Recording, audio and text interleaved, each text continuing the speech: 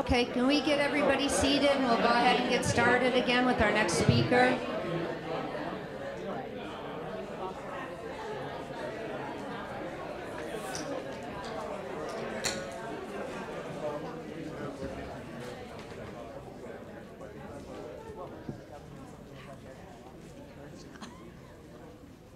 Okay, our next speaker is Dr. Clay Gustafson.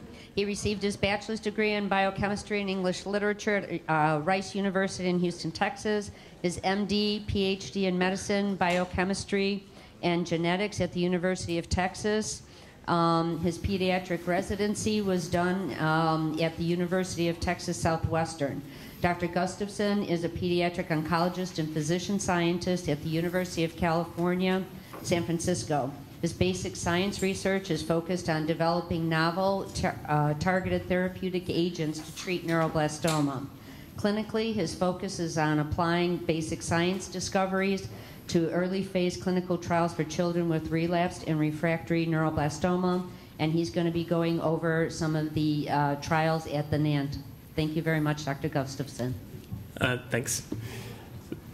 Thanks so much for inviting me to come. Actually, my colleagues were invited, Dr. Mathey and Dr. Marishelian from the NANT. I'm here as a representative of the NANT, and my disclaimer, which I take full responsibility for this presentation, but no credit for the work that I'm presenting. My objective is to briefly describe the current and future and near future NANT offerings. But my specialty is really in the lab. I'm on the NANT Scientific Review Committee, but am not a clinical trialist myself. I do take care of patients, and I think they sent me here because that's one of the things that I really love to do.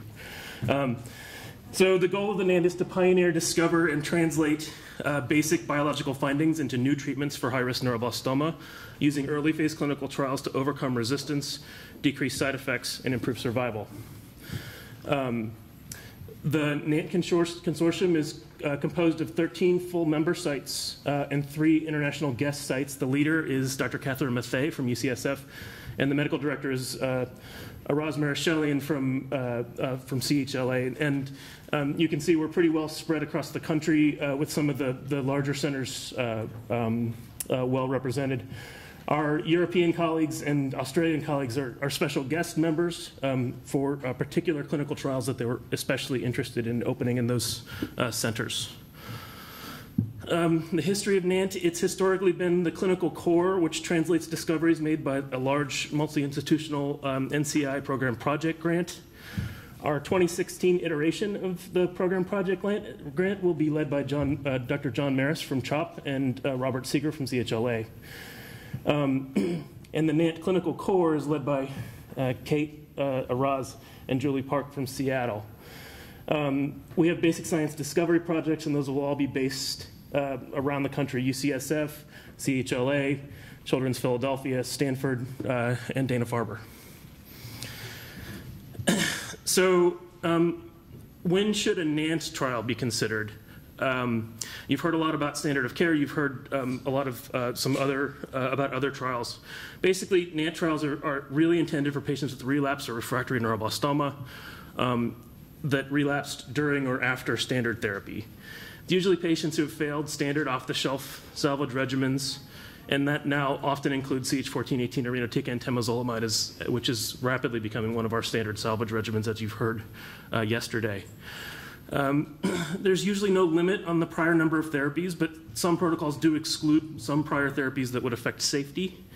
And we often prioritize phase 2 trials over phase 1 trials. So really, we prioritize, we also have several trials on offer that combine our novel therapies with standard of care so that you get both standard of care plus a little something else. We've competed in the since 2012. This is just a list of the trials that we've completed, including several, including I-131 MIBG, as well as our fenretinide trials. And I'll highlight just one that was just very recently finished and published, our phase 1 trial of MLNA237, also called alisertib, in combination with irinotecan and temozolomide. This is a completed trial that was chaired by Steve Du Bois, who was formerly at UCSF and now at Dana-Farber, as well as Yael Massé from CHOP. The rationale for the trial is that aurora kinase is overexpressed in neuroblastoma. Its expression correlates with inferior outcome, and it binds to and directly stabilizes MYC-N protein. That also happens to be, that last bullet point, binds to and directly stabilizes MYC-N protein, happens to be one of the foci of my lab. MLNA237 is an oral aurora kinase inhibitor. It has preclinical activity in neuroblastoma, and a prior single-agent phase 1/2 trial run by Dr. Massé wasn't powered to show efficacy, but certainly showed safety. And mouse models have shown an additive effect of MLNA237 with irinotecan and temozolomide. So that's why we initiated the trial.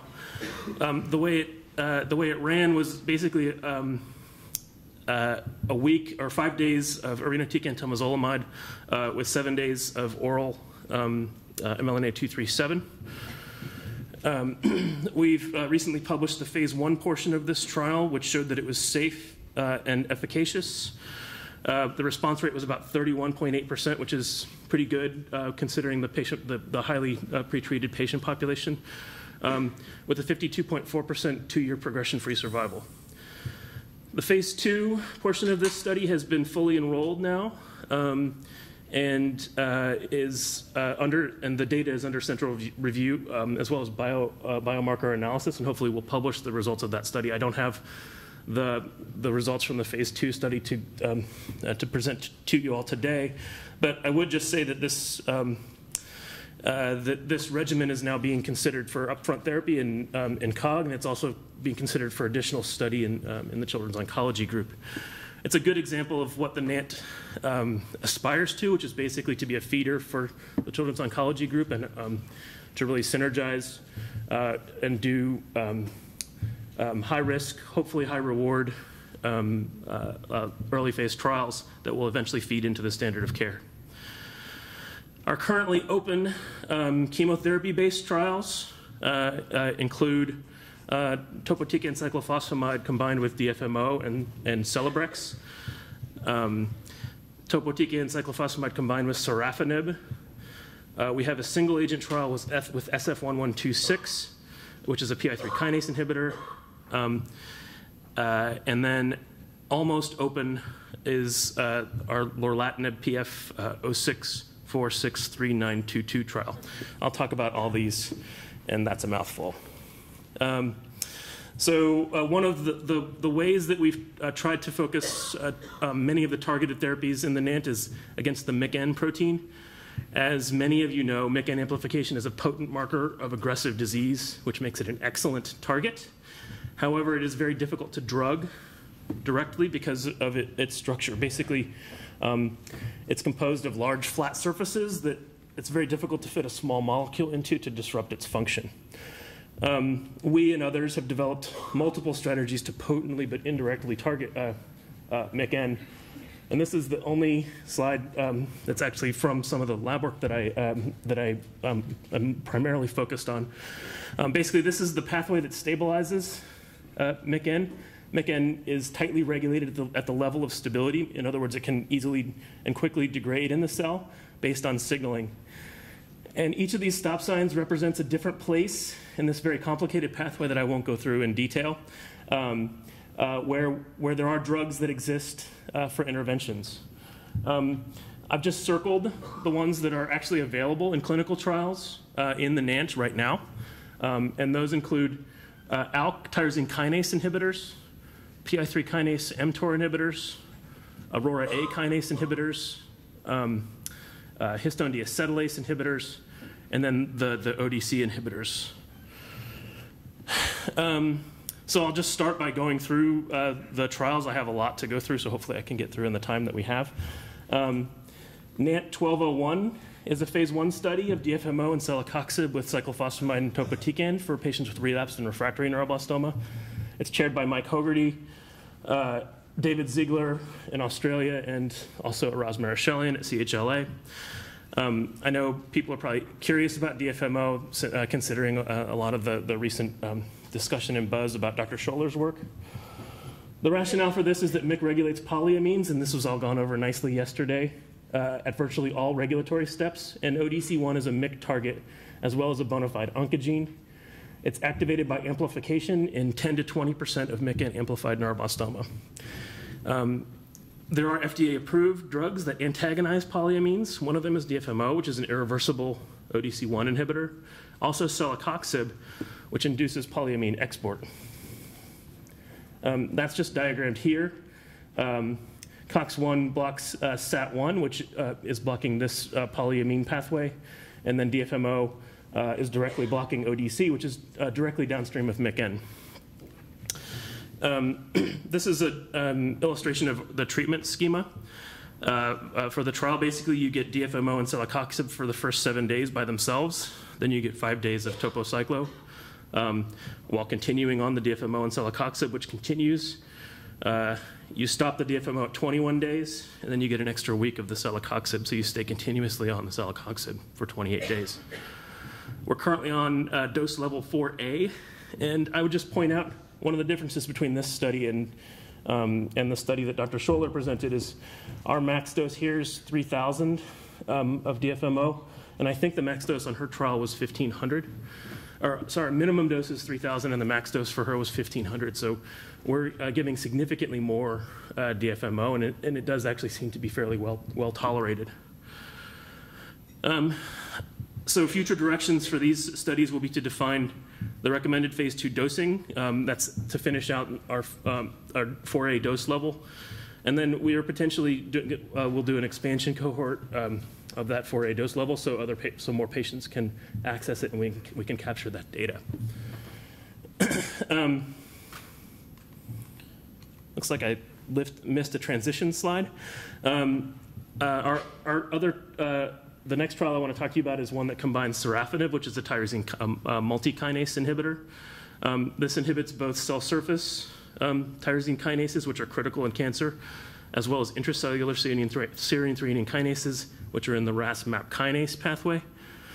RAS-MAP kinase, which many of you may or may not know, has been nominated fairly recently by the work of John Maris and others as a key factor in relapsed neuroblastoma. So inhibiting RAS is I think, one of the more important targets for the next series of clinical trials. It also targets numerous other pathways that are important in cancer. It inhibits monocyte macrophages that are associated with inflammation. It also inhibits STAT3, as well as mTOR and AKT. Sounds like it inhibits everything. We know that it enhances cyclophosphamide and topotecan in mouse trials, and you can see the blue line here. These mice did much better than these other mice, and it also affected tumor size. This is the schema for NANT 1302. You get sorafenib plus topotecan cyclophosphamide for days 1 through 5, and then continue on sorafenib through days 22 through days 27. We're so far currently on course 1, and just really begun to enroll patients, and so we're continuing to accumulate patients. I don't have any outcome data to show for you today. NANT 1401 is an exciting trial for me as a phase 1 trial of SF1126, and it's exciting to me because we've been trying to get PI3 kinase and PI3 kinase inhibitors into pediatric clinical trials for a long time, and this is the first one that I know of. As far as background goes, the foundation of this drug is another very old drug called LY294002, which has shown activity in neuroblastoma, and this was from Bill Weiss's lab. Lou Chesler and Bill Weiss's lab showed this, that it blocks MYC-N in neuroblastoma and also blocks AKT phosphorylation. These are all members of that big pathway diagram that I showed you earlier. This is a chemical structure. It's funny, Sue Cohen, when she saw me here, she asked me why I was here, and she asked if I was going to show any structures, so I actually added this slide yesterday. SF1126 is interesting because it's sort of a hybrid drug. It combines this LY294002, which is actually very problematic in patients, has a very short half-life, with this SF1174, which actually targets the drug to endothelial cells and targets the drug concentrates the drug specifically in neuroblastoma cells. So this is a way of sort of driving the warhead of LY294002 into neuroblastoma cells in particular. And this just shows that that SF1126 concentrates the drug in tumor cells, and that it has activity in neuroblastoma models. And this is just the tumor size. You can see treatment tumors don't grow as well as tumors that were not treated. The schema, SF1126 is an IV drug that's given on days 1 and 4 for 4 weeks. So not the most convenient of regimens, but again, getting a PI3 kinase inhibitor into this disease, which is prominently driven by PI3 kinase, I think is really important. We're currently just at the first dose level, which was found to be safe, and the second dose level will open soon. We had some trouble with drug supply, but hopefully we'll be able to provide that within the next few months. NANT 1101 is our randomized phase 2 trial of MIBG versus MIBG irinotecan versus MIBG vorinostat. And the chair of this trial is Steve Du Bois, again at Dana-Farber, as well as Megan Granger from Cook Children's. So what is MIBG? You all have had children with, that have gotten MIBG scans. I want with a lower energy MIBG molecule. I-131 MIBG is an analog of norepinephrine that's concentrated in sympathetic nervous tissues via norepinephrine transporter. It's taken up in about 90% of neuroblastomas. It's sensitive and specific for imaging, and it allows us to deliver high-intensity therapy directly to tumors at widely metastatic sites. It is the best documented and most active agent in relapsed and refractory disease so far. And that's probably excluding some of the recent findings with the CH1418 irinotecan temozolomide. So again, MIBG therapy has shown efficacy. It's been shown to be safe. It's been around for quite a long time. And we've also shown that it's safe to combine with other agents. These are 2 other NANT trials which combined MIBG with vincristine and irinotecan, and which combined MIBG with vorinostat. And these actually just showed the safety of those combinations, which led to our randomized phase 2 trial. An ideal drug in this trial would be active against neuroblastoma, sensitize neuroblastoma cells to radiation, protect normal cells from radiation, and have non-overlapping toxicity with I-131 MIBG. And the goal was really to pick the winner between no therapy, MIBG plus irinotecan, MIBG plus vorinostat. And that's sort of outlined here with our 3 different randomized arms. We're currently about, so we'd hope to enroll 35 patients per arm, which will allow us an 80% power to identify a regimen with a 15% higher response rate. We're about halfway through accrual, and we're just starting to efficacy calculations and potentially to be able to rule out one of the arms if it happens to be a losing arm. We have an array of immunotherapy trials that we're also working on. A phase 1 trial combining lenalidomide with CH1418 and retinoic acid, and for patients with recurrent refractory neuroblastoma. Lenalidomide is a structural analog of thalidomide, and it demonstrates immunomodulatory effects, which increase the levels of different cytokines that are important for NK cell function. It also decreases T regulatory cells, which are immune suppressive. There's been a couple of prior phase 1 studies in pediatrics that show no maximum tolerated dose of this drug. There's preclinical data that show activation of NK cells and promoting the function of tumor-associated macrophages. This is the schema for what that therapy looks like. You get treated with lenalidomide for 20 days. You receive a CH1418 infusion days 7 through 10, and then that's followed up with cisretinoic acid. This is data from patients on that study. And basically what it shows is that it increases natural killer cells, interferon gamma, and other cytokines that are important for this immune response. So the lenalidomide does look like it's doing what we think it will do. We're currently at dose level 5, and the study is nearly complete. We have, as I mentioned, seen that we're hitting target with the lenalidomide, and we're looking at the disease response in the context of this phase 1 study, which was really just to assess toxicity and future directions, including adding other immunomodulatory agents or chemotherapy. Upcoming studies, I think this is an exciting one for many of you. NANT 1502 is a study of lorlatinib, which is PF which is an oral small molecule inhibitor of ALK for patients with ALK-driven relapsed or refractory neuroblastoma. Again, led by Yael Massé and Kelly Goldsmith. Kelly's from Atlanta. The rationale is that ALK mutations are common in neuroblastoma. Primary resistance to crizotinib, which many of you have heard of, is a problem with some ALK mutants. And lorlatinib is a tighter binding ALK inhibitor, which preclinical evidence has shown that it could overcome this crizotinib resistance. It also notably crosses the blood-brain barrier, and it's recently finished phase 1 testing in adults and showed activity. The way this trial will work is there'll be a phase 1 portion where we treat with just lorlatinib for 2 cycles, and then look for toxicity and response.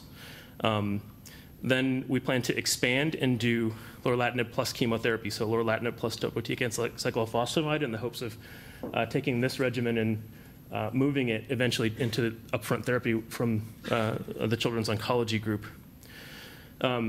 This is restricted to patients with ALK mutations, and this will actually be open to patients who are either ALK mutant or ALK wild type. I think one important thing, the CNS disease was brought up earlier in the meeting, and this is actually a trial that will be available to CNS positive patients, and I think this therapy has significant potential in that population. We're also doing a trial with CH1418, NK cells, and lenalidomide, led by Bob Steger at CHLA and Dean Norris, or Dean Lee at Nationwide Children's. The way this trial will work is you enter the trial, we harvest cells and send them off to our manufacturing facility. Treatment will start within 10 days, and then the patient will begin treatment with CH1418, followed by an NK cell infusion. That's sort of diagrammed here. The patient is enrolled on the study, sends cells off to the manufacturing facility where NK cells are expanded. They start antibody therapy with CH1418, and then get an infusion of fresh NK cells.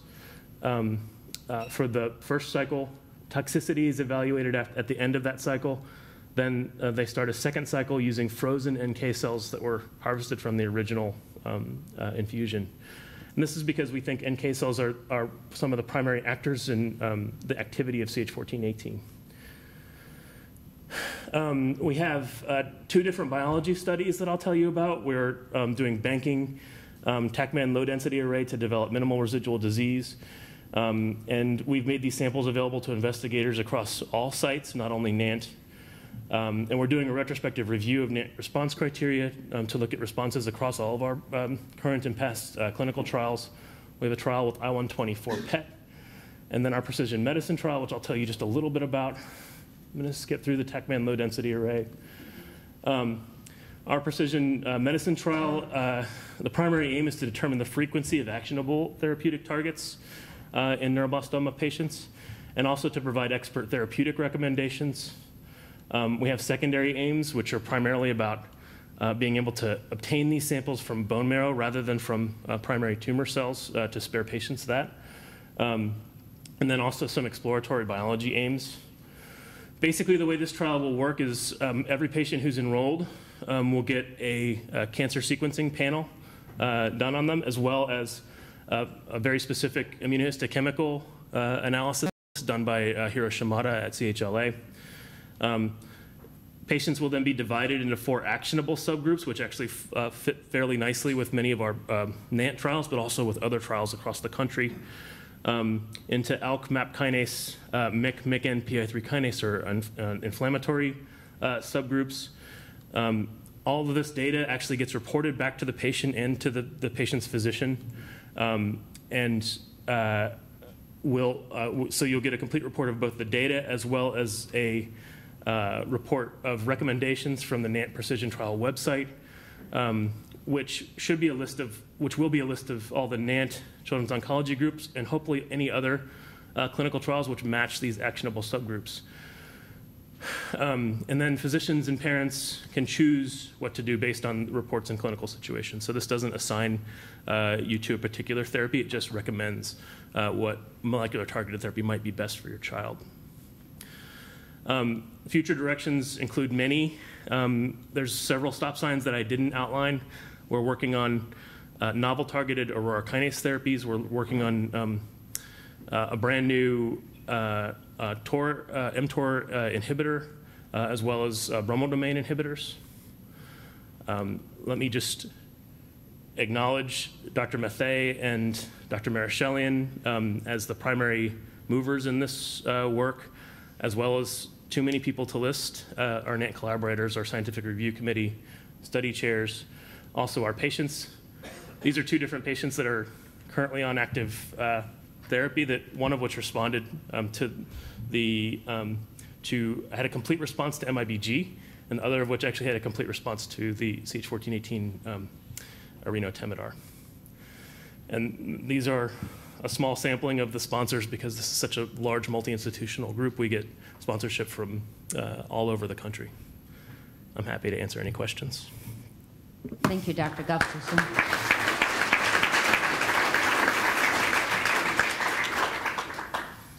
Does anyone have any questions? Go ahead. Okay. You mentioned the sorafenib. Yes, sorafenib. Okay, that one. If patients who have already gotten or have stopped responding to cyclotopo, will this help them or get them back to respond to this? So that's an open question. On the trial, I believe patients who have progressed while on topocyclo, so while on, I think patients that have gotten it previously is okay. The patients who have actively progressed while on topocyclo are excluded. To go back on it. Okay. Yeah. Next question. On the SF1126 trial, Yes. Will patients need to be P13K positive in order to be on that trial? Nope. So you think it'd still be helpful for patients that aren't? So I do, as a basic scientist, I think there's a lot of rationale for PI3 kinase inhibitors in this disease. PI3 kinase isn't that very frequently mutated in the disease, but the pathway members are. So I think that it does have a lot of potential. And then also on the targeted drug therapies, will you be also looking at already approved FDA drugs that aren't on trial to target some of the findings? So I think that is set up. The trial itself is set up to give written recommendations for other available clinical trials. But I mean, I also know that the committee is available and would not hesitate to recommend a therapy that they knew was FDA approved and appropriate for a particular patient. So it's not open yet. It should be open within months. And so I think it'll be, we'll have to see how things are going. And we can change those recommendations over time. Because if you do the work to find out the information, then if there are other drugs other than what's on the clinical trial, then they. I agree completely. Okay. Yeah. No, That is great insight. I don't recall whether or not we've discussed that specific issue, but I'll certainly raise it within the next time we talk about it, yeah. Thank you so much. Hi. The CH1418 plus NK study that you just talked about, Yes. is that available at any of the NANT sites or only where they are chairing that out of? So it's, maybe I didn't say, so it's not open yet.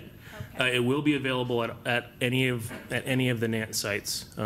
We ship the cells to the manufacturing facility. What I neglected to mention is that the manufacturing facility just moved institutions, so it's probably going to be another six months before it opens. Yeah. Okay.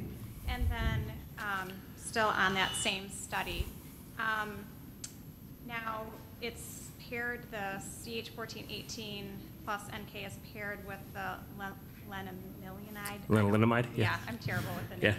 Yeah. They're all tongue twisters. Is that taking the place of a couple of the other drugs that are also being paired with 1418, like what Dr. Modi had talked about, the Dituximab? Mm-hmm.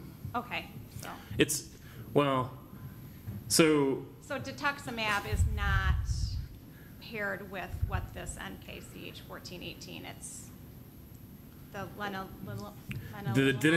So the Dituximab is paired with lenalidomide or not with conventional chemotherapy like irinotecan or temozolomide. So that's a separate question, and it does beg the question of whether that therapy, knowing its efficacy, should be included in this sort of trial. And maybe this 6-month window gives us a bit of a chance, since our facility moved, gives us a little bit of a chance to adjust.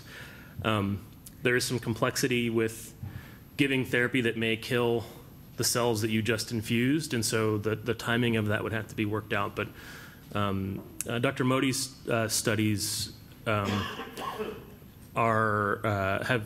very recently come out and are sort of changing the way I think a lot of these things will be designed. This is the study as it stands now. Whether that's the way it is in 6 months or a year is hard to say. Okay.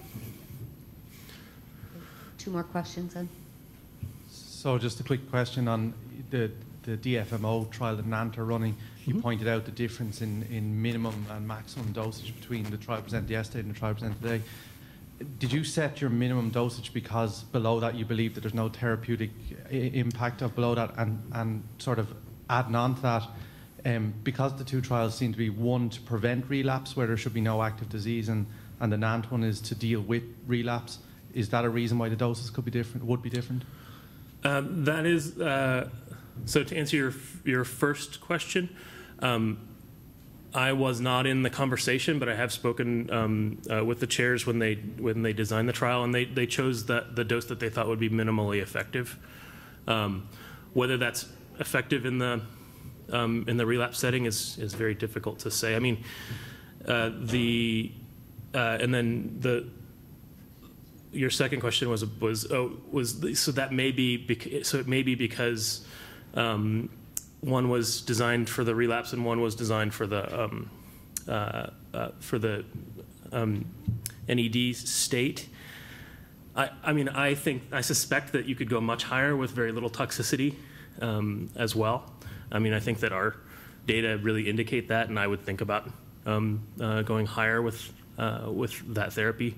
Dr. Scholler's data are very interesting and exciting, but I think that we really need to look at randomized trials to really be able to make any direct conclusions from what she showed yesterday. But from the understanding of the pathway you showed and the inhibition of the ODC, there's nothing indicating that you need like a bulk level of DFMO to meet the needs or to inhibit that pathway. So I think that's a very difficult question to answer. Again, as a basic scientist, there are some enzymes, and ODC is that need 100% inhibition.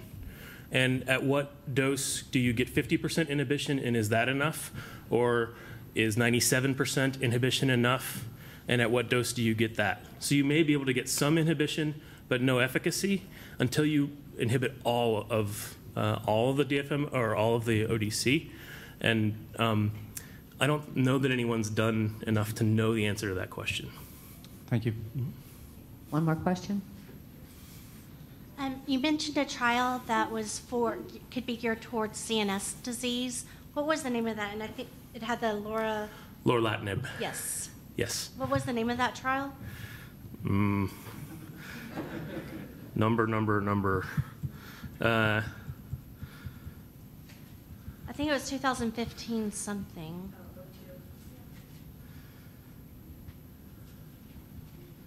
Yeah, I skipped it. I can get with you afterwards.